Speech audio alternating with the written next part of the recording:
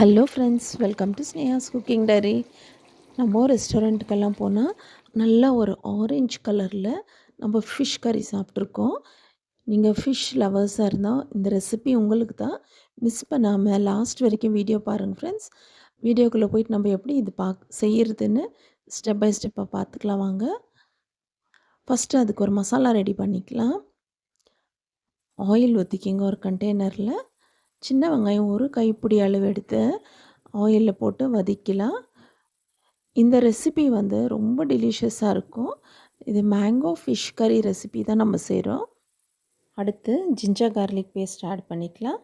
Ginger garlic paste raw smell போகிற வரைக்கும் வதக்குங்க.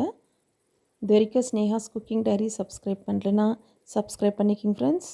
ஜிஞ்சர் கார்லிக் பேஸ்ட்டு இல்லைனா பூண்டு இஞ்சி நீங்கள் இந்த ஸ்டேஜில் போட்டு இந்த வெங்காயத்து கூடவே வதக்கலாம். அது வதங்கட்டும். ரா ஸ்மெல் போகிற வரைக்கும் வதக்கிங்க. டொமேட்டோ கட் பண்ணி வச்சுக்கலாம். எல்லாமே நம்ம ரஃப்பாக கட் பண்ணி தான் போட்டு வதக்க போகிறோம். ஏன்னா இது வந்து நல்லா வதக்கிட்ட பிறகு ஆற வச்சுட்டு மிக்ஸி ஜாரில் போட்டு நம்ம கிரைண்ட் பண்ணிக்க போகிறோம். ஃபிஷ் கறிக்கு ஸ்பெஷலே இந்த ஸ்மால் அனியன்ஸ் தான் நம்மளுக்கு டேஸ்ட் கொடுக்குறது. இது வரைக்கும் ஸ்னேஹாஸ் குக்கிங் டைரி சப்ஸ்கிரைப் பண்ணலன்னா சப்ஸ்கிரைப் பண்ணுங்கள். அப்புறம் இந்த ரெசிபி நீங்கள் ட்ரை பண்ணுங்கள். ட்ரை பண்ணிவிட்டு எனக்கு கமெண்ட்ஸில் தெரியப்படுத்துங்க எப்படி இருந்துச்சுன்னு ஃப்ரெண்ட்ஸ். அப்புறம் நம்ம டொமேட்டோ கட் பண்ணிவிட்டு இதில் ஆட் பண்ணிக்கலாம். அதுக்கு முன்னாடி நான் மசாலாஸ் எடுத்து வச்சுருக்கேன். 1 டீஸ்பூன் அளவு மஞ்சள் தூள் எடுத்து வச்சுருக்கேன். 2 டீஸ்பூன் அளவு chilli powder, normal chilli powder, 2 teaspoon அளவு கொரியாண்டர் பவுடர். இதை ஆயிலில் ஆட் பண்ணி இந்த அனியன் ஜிஞ்சர் கார்லிக் பேஸ்ட்டோடவே வதக்கலாம். ஸ்டவ் சிம்மில் வச்சுக்கோங்க. இப்போது மசாலா ஆட் பண்ணதுமே ஸ்டவ் சிம்மில் வச்சுக்கோங்க. இப்போ கறி லீவ்ஸ் ஆட் பண்ணிக்கலாம். கறி லீவ்ஸ் ஆட் பண்ணிவிட்டு டொமேட்டோஸ் ஆட் பண்ணிக்கலாம். இந்த டொமேட்டோஸ் வந்து ஆட் பண்ணிட்ட பிறகு அதில் இருக்கிற தண்ணியெல்லாம் நல்லா போயிட்டு நல்லா வதங்கணும். மேலே இருக்கிற ஸ்கின் பீல் ஆகி வரணும். அந்த அளவுக்கு வதக்குங்க. பாருங்கள், நல்லா அந்த தண்ணி இந்த ஆயிலே அது நல்லா வதங்கிடணும். இப்போது சால்ட் ஆட் பண்ணிக்கலாம். சால்ட் ஆட் பண்ணிட்ட பிறகு நான் தேங்காய் ஸ்க்ரேப் பண்ணி வச்சுருக்கேன். இந்த துருவின தேங்காய் ஒரு 3 to 4 ஸ்பூன் அளவு, நல்லா ஃபுல் ஸ்பூன் ஒரு 3 to 4 ஸ்பூன் தாராளமாக ஆட் பண்ணிக்கிங்க. ஆட் பண்ணிவிட்டு அதையும் நம்ம அந்த மசாலாவில் போட்டு வதக்கலாம். ஏன்னா நம்ம எடுத்துருக்கிறது 1/2 kg கேட்லா ஃபிஷ் தான் எடுத்து வச்சுருக்கேன். அதனால் இந்த குவான்டிட்டி போதும். நீங்கள் ஃபிஷ் அதிகமாக இருந்துச்சுன்னா மசாலாஸ் எல்லாம் குவான்டிட்டி டபுளாக பண்ணிக்கிங்க. இதோடு சேர்த்து நல்லா வதக்குங்க. கலர் பாரு எவ்வளோ பியூட்டிஃபுல் ஆகிடுச்சு. உங்களுக்கு வந்துட்டு ரெட் கலரில் வேணும்னா காஷ்மீரி சில்லி பவுடர் ஆட் பண்ணிக்கோங்க 1 ஸ்பூன். நான் காஷ்மீரி சில்லி ஆட் பண்ணல, வெறும் சில்லி பவுடர் தான் ஆட் பண்ணியிருக்கேன். ஓகே, பாருங்கள், இந்த டொமேட்டோவில் இருக்கிற ஸ்கின்னு பீல் ஆகி வரணும். அந்த அளவுக்கு இது வதங்கணும். இந்த மசாலாவோடு சேர்த்து தக்காளி இந்த ஈரப்பதம் போகிற வரைக்கும் வதக்கி எடுத்துக்கோங்க. இப்போ ஃபிஷ் கறி செய்கிறதுக்கு நம்ம மட் பாட்டில் தான் செய்கிறோம். ஓகே, இந்த சட்டி வச்சுட்டோம். இதில் செஞ்சு சாப்பிட்டு பாருங்கள். இந்த மாதிரி மட் பாட்டில் டேஸ்ட் இன்னும் கொஞ்சம் கூடும். ஓகே, கோகோனட் ஆயில் தான் நான் ஆட் பண்ணுறேன். 1 டேபிள் ஸ்பூன் அளவு கோகோனட் ஆயில் ஆட் பண்ணிக்கோங்க. ஃபிஷ் கறி கோகோனட் ஆயிலில் செஞ்சால் தான் ஃப்ரெண்ட்ஸ் டேஸ்ட்டு. ஒரு 1/2 டீஸ்பூன் அளவு வெந்தயம் போட்டுங்க. அப்புறம் ஒரு 1/2 டீஸ்பூன் அளவு சீரகம், 2 டீஸ்பூன் அளவு கடுகு. இதெல்லாம் பொரிஞ்ச பிறகு நம்ம சின்ன வெங்காயம் ஆட் பண்ணிக்கலாம். இது வந்து சின்ன வெங்காயம் போட்டு செய்யும் போது தான் நல்லா டேஸ்ட்டாக இருக்கும். ஓகே, கறி லீவ்ஸ் போட்டுக்கலாம். 3 காஞ்ச மிளகாய் ஆட் பண்ணிக்கலாம். 2 கிள்ளி போட்டுக்கோங்க.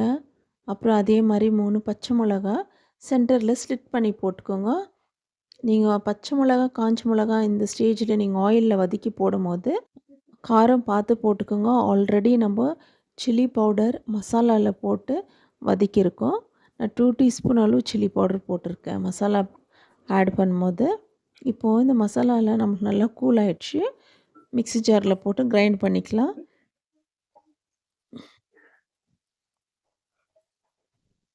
தக்காளி நல்லா வதங்கிட்டதும் இந்த தேங்காய், தக்காளி இதெல்லாம் நல்லா பாருங்கள் ஒரு பேஸ்ட் மாதிரி ஆயிடுச்சு. ஓகே, இப்போ இதை கிரைண்ட் பண்ணிவிட்டு நல்லா ஃபைன் பேஸ்ட்டாக கிரைண்ட் பண்ணிக்கோங்க.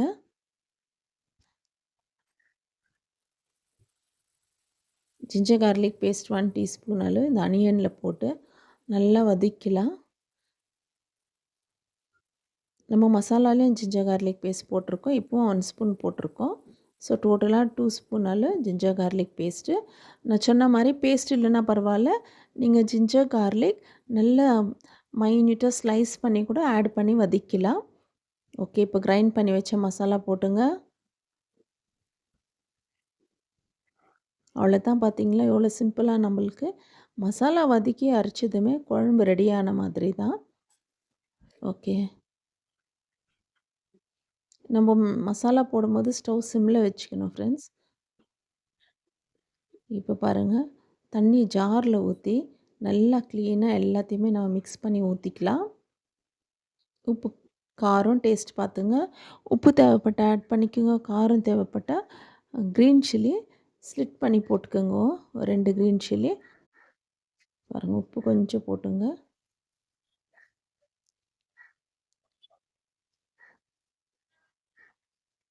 மிக்ஸ் பண்ணிக்கோங்க. ஆனால் ஃபிஷ்ஷு போட்ட பிறகு நம்ம மிக்ஸ் பண்ண முடியாது. இப்போவே நல்லா மிக்ஸ் பண்ணி விடுங்க. நல்லா பாயில் ஆகட்டும். நல்லா பாயில் ஆகிட்டு குழம்பு வாசனை வரணும். அந்த அளவுக்கு இது சிம்மில் வச்சு பாயில் பண்ணி விடுங்க. அதுக்குள்ளே மேங்கோ கட் பண்ணி வச்சுக்கலாம். மேங்கோ வந்துட்டு மேலே இருக்கிற ஸ்கின் பீல் பண்ணிவிட்டு நான் ஸ்மால் பீஸாக கட் பண்ணி வச்சுருக்கேன். ஓகே, குழம்பு நல்லா கொதிக்குது. இது குழம்பு கொதிக்கும் போது நம்மளுக்கு நல்ல ஒரு அரோமேட்டிக் ஸ்மெல் வருது. ஏன்னா வெந்தயம் எல்லாம் போட்டு ஃப்ரை பண்ணியிருக்கிறதுனால. ஓகே, நம்ம மேங்கோ ஆட் பண்ணிக்கலாம். மேங்கோ ஆட் பண்ணுறதுனால தான் நான் புளி தண்ணி ஊற்றலை. நீங்கள் மேங்கோ ஆட் பண்ணலன்னா புளி தண்ணி ஊற்றிக்குங்க. ஏன்னா இந்த மேங்கோக்குள்ளே புளிப்பு இருக்குது. ஓகே, இப்போ ஃபிஷ் ஆட் பண்ணிக்கலாம். நான் 1/2 kg கேட்லா ஃபிஷ் எடுத்து வச்சுருக்கேன். நீங்கள் எந்த ஃபிஷ்னால் ஆட் பண்ணிக்கிங்க. ஆனால் இதே மெத்தடில் செய்யுங்க. எந்த ஃபிஷ்னால் போட்டுங்க. வீட்டில் என்ன ஃபிஷ் இருக்கோ இல்லை உங்களுக்கு என்ன ஃபிஷ் லைக் ஆகுமோ அந்த ஃபிஷ்ஷு போட்டுங்க. நான் இப்போது கேட்லா ஃபிஷ்ஷு 1/2 kg. முள்ளும் கம்மியாக இருக்கும், டேஸ்ட்டும் ரொம்பவே நல்லாயிருக்கும். இப்போ எல்லா ஃபிஷ்ஷும் ஆட் பண்ணிவிட்டு ஜென்டலாக மிக்ஸ் பண்ணிக்கோங்க.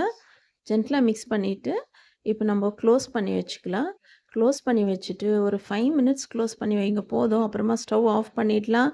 இந்த மட் பாட் வந்து ரொம்ப ஹீட்டாக இருக்குது. இந்த ஹீட்லேயே இது நல்லா பாயில் ஆகி குக் ஆகிடும். இப்போ பாருங்கள், ஸ்டவ் நான் ஆஃப் பண்ணிட போகிறேன். ஸ்டவ் ஆஃப் பண்ணிவிட்டு அப்படியே விட்டுடுங்க. சூப்பராக நம்மளுக்கு பாருங்கள், அப்போ கூட பாயில் ஆகினே இருக்குது. ஸ்டவ் ஆஃப் பண்ணிட்டு பிறகு அதிலிருந்து ஆயில் கூட பிரிஞ்சு வருது பாருங்கள். அவ்வளோதான், நம்மளுக்கு ஃபிஷ் கறி ரெடி ஆயிடுச்சு. ரொம்ப நேரம் நீங்கள் பாயில் பண்ண விட்டிங்கன்னா இந்த ஹீட்டுக்கு ஃபிஷ் எல்லாம் உடைஞ்சிடும். அதனால நீங்கள் ஒரு 5 மினிட்ஸ் விட்டு தான் நீங்கள் ஸ்டவ் ஆஃப் பண்ணிவிடுங்க. ஓகே, ஃபைனலாக கறி லீவ்ஸ் போட்டுக்கோங்க. ஒரு 1/2 டீஸ்பூன் அளவு கோகோனட் ஆயில் நம்ம ஆட் பண்ணிக்கலாம். சர்வ் பண்ணுறதுக்கு முன்னாடி நீங்கள் இந்த மாதிரி ஒரு 1/2 டீஸ்பூன் அளவு கோகோனட் ஆயில் ஊற்றிட்டு நீங்கள் சர்வ் பண்ணி பாருங்கள். ரொம்பவே டேஸ்ட்டாக இருக்கும். அந்த கோகோனட் ஃப்ளேவரு அவ்வளோ நல்லாயிருக்கும் மீன் குழம்புக்கு. ஓகே ஃப்ரெண்ட்ஸ், இது வந்து appam, dosa, even white rice கூட சூட்டபுளாக இருக்கும். ரெட் ரைஸ் ரொம்பவே நல்லாயிருக்கும் மீன் கறிக்கு. இந்த மாதிரி ஆரஞ்ச் கலரில் ரெஸ்டாரண்ட் ஸ்டைலில் ஃபிஷ் கறி செய்து சாப்பிட்டு எப்படி இருந்துச்சுன்னு கமெண்ட்ஸில் தெரியப்படுத்துங்க. ஓகே ஃப்ரெண்ட்ஸ், தேங்க்ஸ் ஃபார் வாட்சிங். Bye, see you all in next video.